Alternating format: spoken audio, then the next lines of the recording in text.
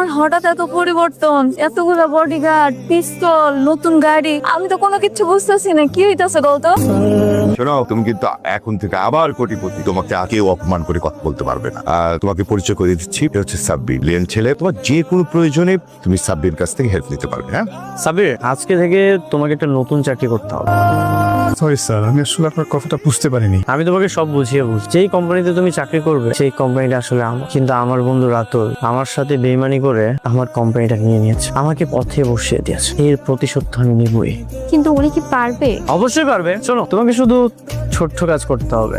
রাতুলের যত ইনফরমেশন সব আমাকে এনে দিবে, কখন কোথায় যাবে, কি খাবে, কি কি করতেছে, এভরিথিং। কি সাব্বির, পারবে তো? জি স্যার, পারব। রাতুল, তুই আমাকে অনেক অপমান করেছিস, আজ থেকে তোর দিন গোনা শুরু করলাম। দেখা হবে খুব তাড়াতাড়ি।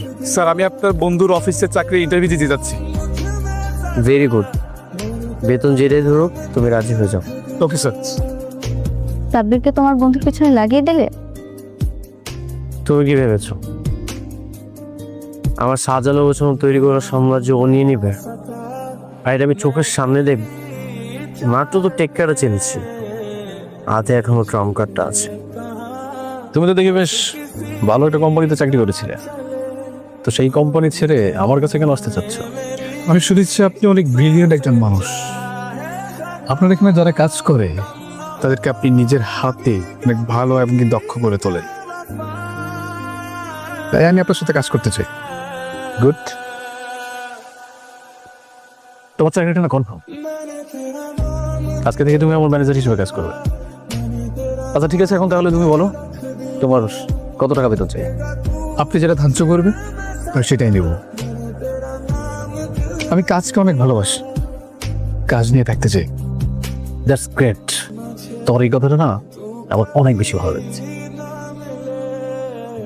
শোনো, আজকে থেকে তোমার বেতন হচ্ছে 70,000 টাকা।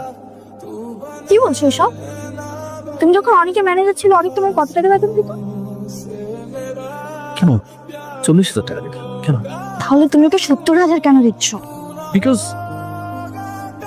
সে একজন ট্যালেন্ট পার্সন, সে একজন সিভিল ইঞ্জিনিয়ার,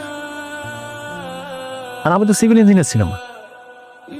আমি তার যোগ্যতা অনুযায়ী তাকে বেতনটা দিতে চাই।